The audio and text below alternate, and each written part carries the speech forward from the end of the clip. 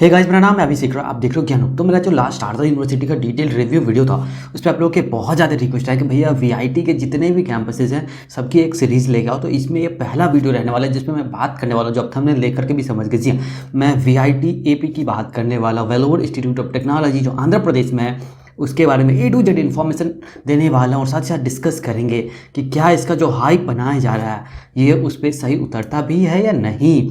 तो channel subscribe नहीं किया तो जल्दी सब्सक्राइब करके बेल आइकन क्लिक कर लो यार। व्यूज़ आ रहे हैं पर सब्सक्राइबर्स नहीं बढ़ रहे, पता नहीं आप लोग सब्सक्राइब क्यों नहीं कर रहे। तो सबसे पहले बात करते हैं वीआईटी एपी के ओवरव्यू से। तो अगर बात करें कि स्टार्ट कब हुआ था तो ये 2017 में स्टार्ट हुआ था। 7 ईयर्स हो चुके हैं इसको, यानी कि अभी बहुत ही ज़्यादा नया है ये। ओनरशिप की बात करूँ तो आप सबको पता है कि वीआईटी प्राइवेट है। कैंपस साइज़ की बात करूँ तो 200 एकर्स का इसका कैंपस है।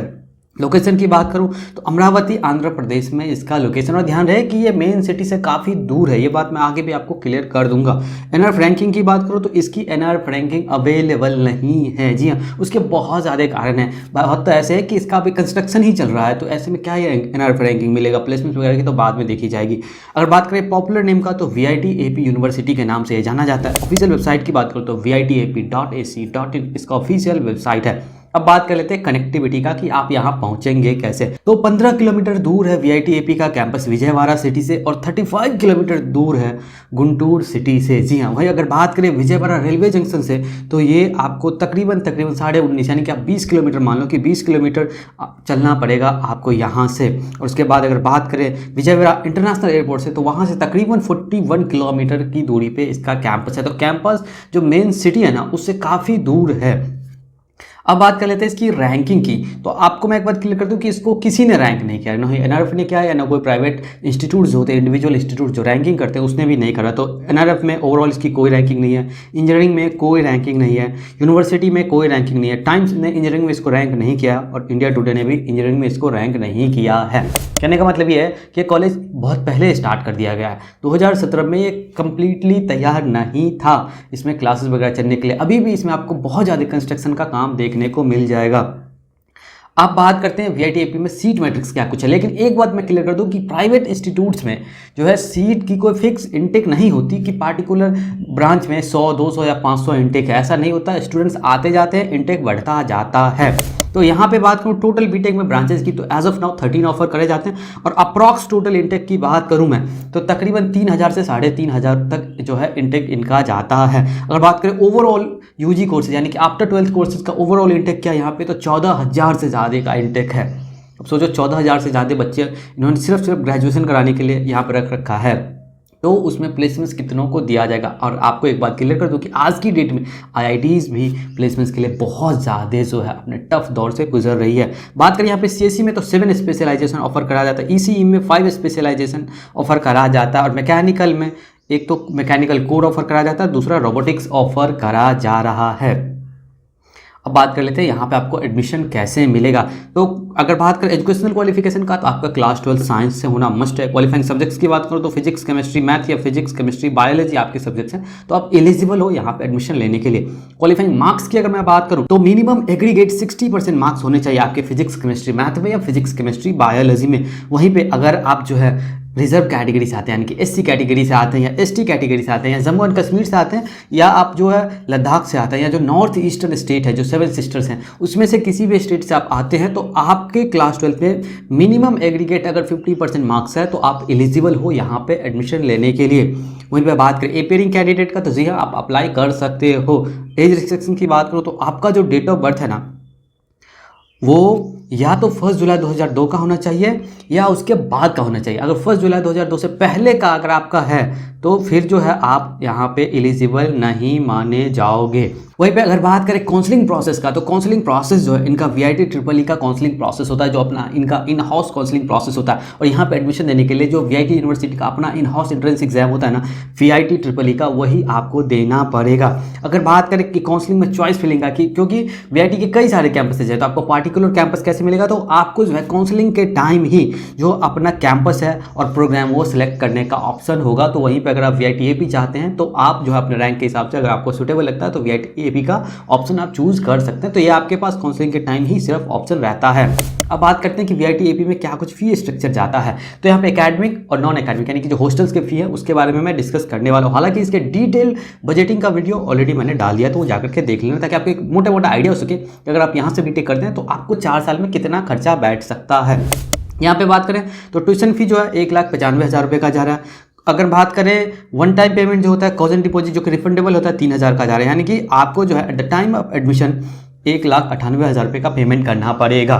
बट पेमेंट में एक बात मैं यहाँ पे क्लियर कर दूँ जिसके बारे में अपन आगे डिटेल में बात करेंगे कि VIT में ना कैटेगरी बाय कैटेगरी जो है पेमेंट वेरी करता रहता है। इस पॉइंट को आप पकड़ के रखना, आगे अपन इस पर डिटेल में बात करेंगे। उससे पहले बात कर लेते हैं हॉस्टल में क्या कुछ फीस आ रहा है। तो हॉस्टल कॉजन मनी की बात करूं जो कि वन टाइम होता है, रिफंडेबल होता है, 15,000 रुपये का लगेगा। Hostel seat rent per year की बात करूं तो ये जो है वेरी करता रहता है। यहाँ पे आपको जो है 39,600 से लेकर के 1,20,000 रुपये तक जाता हुआ दिखेगा। इसमें जो आपको सिंगल सीटर हो गया, शेड हो गया और AC नॉन AC सारे इसी रेंज में आ जाते हैं। अगर बात करें मेस चार्जेस का तो ये भी आपको पर ईयर लगता है और इसमें 3 कैटेगरी होती हैं। तीनों कैटेगरी का अगर मैं बात करूँ तो यहाँ पे जो हो गया वेज, नॉन वेज और स्पेशल की 3 कैटेगरी होती है। तो अगर आप वेज का ऑप्शन चूज़ करते हैं तो आपको जो है हॉस्टल फी के अलावे मैं बता रहा हूँ यहाँ पे आपको 71,600 रुपये का पेमेंट करना पड़ेगा। वहीं पे नॉन वेज का चूज़ करते हैं तो 79,900 रुपये का पेमेंट करना पड़ेगा। और वहीं पे आप स्पेशल जो है चूज़ करते हैं तो आपको 88,800 रुपये का पेमेंट करना पड़ेगा। तो हॉस्टल का फी भी इसका बहुत ज़्यादा बढ़ा हुआ है। अब बात कर लेते हैं मोस्ट इंपोर्टेंट फैक्टर कि यहाँ पे इंटर्नशिप क्या कुछ जाता है, फिर प्लेसमेंट्स और फैसिलिटीज़ की वगैरह की बात करेंगे और जो मैंने आपको कैटेगरी वाला फी बताया उस पर भी डिस्कस करेंगे। एक बात ध्यान रखना कि कोई भी इंटर्नशिप की बात नहीं करता है अपने रिव्यू वीडियो में, तो सब्सक्राइब करो इसी बात पे। तो बात करें यहाँ पे कैंपस में क्या कुछ इंटर्नशिप जाता है, तो ऑन कैंपस इंटर्नशिप की अगर मैं बात करूँ तो यहाँ पे आपको 50 to 60% का जाता हुआ दिखेगा। जी हाँ, वहीं पे बात करें क्वालिटी ऑफ इंटर्नशिप का तो ये आपको एवरेज ही देखने को मिलेगा। जी हाँ, और आपको बहुत ज़्यादा ऐसे स्टूडेंट्स मिलेंगे जो बोलेंगे कि 100% जो है इंटर्नशिप लग जाता है, तो उसके अपने अलग ही पैमाने यार। बहुत सारे ऐसे स्टूडेंट्स होते हैं ना जिनको सिर्फ और सिर्फ सबमिट करना होता है अपना इंटर्नशिप का, इसलिए मार्केटिंग का इंटर्नशिप भी कर रहे होते हैं। तो उसमें मत जाओ, आप देखो कि रियलिस्टिक जो है डेटा क्या कुछ कहता है। तो 50 to 60% को ही ऑफर कर पाती है कॉलेज। अब बात करते हैं प्लेसमेंट्स का। सबसे पहले 2024 के प्लेसमेंट्स की बात कर रहा हूँ तो ये अभी ऑन गोइंग है। तो यहाँ ऑफिशियल डेटा की ही मैं बात करूँगा। तो ऑफर्स की बात करूँ तो अभी तक 50 से ज़्यादा ऑफर्स दिए जा चुके हैं 2024 बैच में।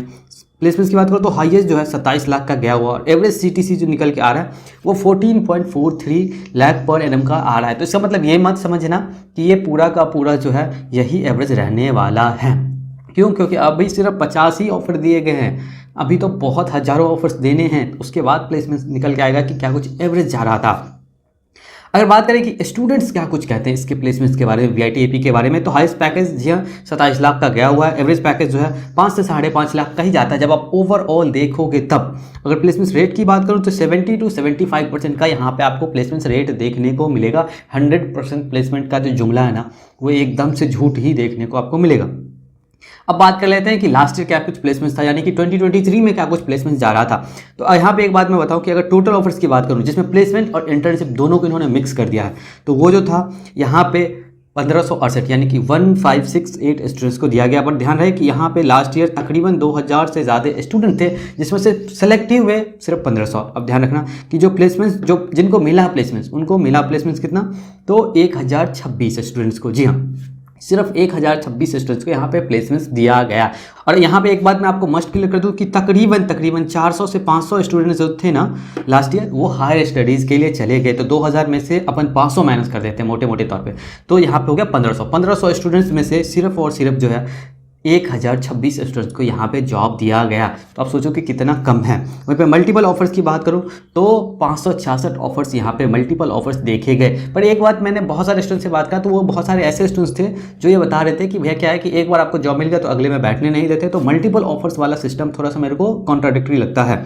अगर बात करें टोटल कंपनी जो आए प्लेसमेंट्स देने के लिए वो 258 आया। वहीं पर अगर बात करें सुपर ड्रीम ऑफर का ना तो ये यहाँ पे जो है 384 सुपर ड्रीम ऑफर दिया गया। कहने को तो ये कहते हैं कि सुपर ड्रीम ऑफर वो होता है जो 10 लाख से ऊपर के होते हैं, पर 9.5 वाले को भी ये सुपर ड्रीम में जोड़ देते हैं। ऐसे कई बार मैंने देखा। बट सुपर ड्रीम और ड्रीम इनमें आपको कंफ्यूजन नहीं रखना है, ये आपको कंफ्यूज करने के लिए दिया गया है। आप क्लियरली बताओ कि 11 लाख का पैकेज इतने बच्चों को मिला, 12 लाख का इतने को मिला, 13 का इतने को मिला। आप क्यों बोलते हो कि सुपर ड्रीम यानी कि 10 लाख से ऊपर वाले, अब उसमें 20 लाख का है, 25 लाख का, 50 लाख का, 1 करोड़ का है।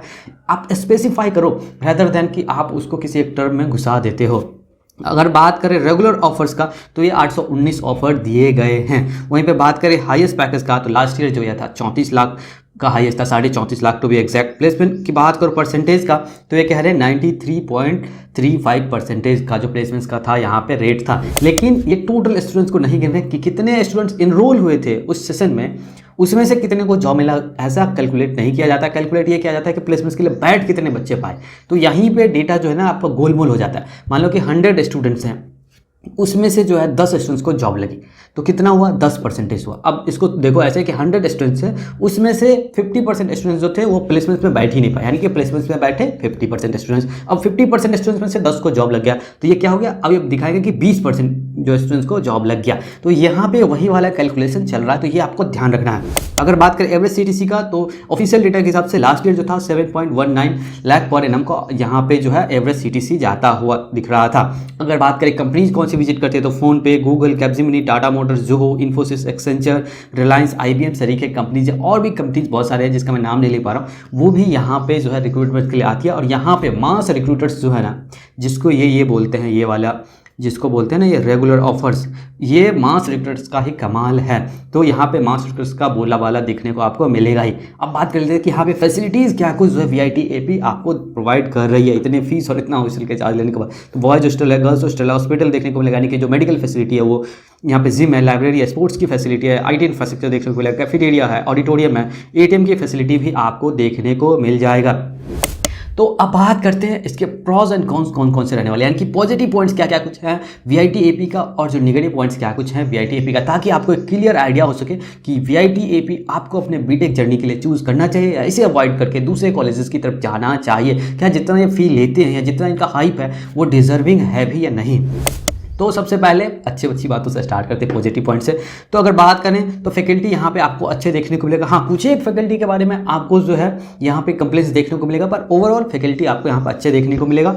और इन्वायरमेंट की बात करो तो वो भी पढ़ाई लिखाई वाला माहौल आपको देखने को मिलेगा। अगला जो इसका पॉजिटिव पॉइंट है वो यह है कि यहाँ पे अच्छी खासी कंपनियां जो है आपको रिक्रूटमेंट्स के लिए आती हुई दिखेगी। तो अगर आप अच्छे स्टूडेंट्स हैं, मेरिटोरियस हैं और आपने फोकस ही पहले दिन से ही बना रखा कि आपको प्लेसमेंट्स तो ग्रैब करना ही करना है, तो यहाँ पे आपको जॉब मिल जाएगा। जी हाँ, क्योंकि कंपनीज जो है अच्छी खासी यहाँ पे विजिट करती है। अगर बात करें प्लेसमेंट्स का तो डिसेंट प्लेसमेंट्स यहाँ पे देखने को आपको मिल जाएगा। और अगर रिटर्न ऑन इन्वेस्टमेंट की बात करूँ यानी कि ROI का, तो आपको जो है एवरेज ROI देखने को मिलेगा। बट अगर आप CSE जैसी ब्रांच के लिए जाते हैं तो आपको अबव एवरेज ROI देखने को मिलेगा, लेकिन ओवरऑल आपको जो है एवरेज ROI ही देखने को मिल जाएगा। अब बात करते हैं इसके कुछ जो है निगेटिव पॉइंट्स क्या कुछ हैं। निगेटिव पॉइंट्स वैसे तो इसके बहुत ज़्यादा हैं। तो सबसे पहले बात करते हैं कि यार गर्मी बहुत पड़ती है जिस लोकेशन पे ये कैंपस है, और आपको क्लासरूम में AC देखने को नहीं मिलेगा। हाँ, लैब में आपको AC जरूर मिलेगा, बट क्लासरूम में आपको AC देखने को नहीं मिलेगा, तो वहाँ पर बहुत ज़्यादा दिक्कत आती है।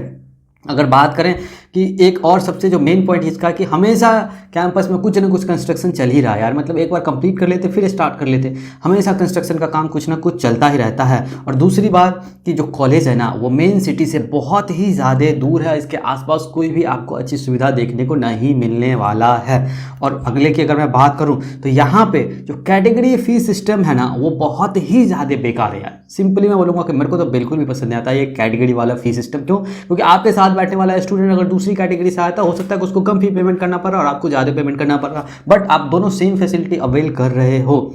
तो ये ध्यान रखना चाहिए। क्या होता है कि इससे पीयर ग्रुप खराब हो जाता है। कई बार क्या होता है कि बहुत अमीर पैसे वालों के बच्चे वहाँ पे आ जाते हैं जो डिजर्विंग नहीं हो रहे होते हैं, और आप डिजर्विंग कैंडिडेट होते हैं क्योंकि वो ज़्यादा फी दे रहा है तो उसको आपके साथ बिठा दिया जाता है। तो इसमें पीयर लर्निंग का थोड़ा एक इशू देखने को आपको आ जाएगा। और कैटेगरी की बात करो तो यहाँ पे 1 से लेकर के 5 कैटेगरी के फी जो है यहाँ पे रखे गए हैं, बट सभी कैटेगरी के स्टूडेंट्स को एक जैसी फैसिलिटी ही यहाँ पे मिलता है। बात करें यहाँ पे अटेंडेंस का तो 80% अटेंडेंस जो यहाँ पे रिक्वायर्ड है यार, ये बहुत ही ज़्यादा हेक्टिक हो जाएगा किसी भी स्टूडेंट्स के लिए, खास करके तब जब वो प्रोफेशनल कोर्स में हो।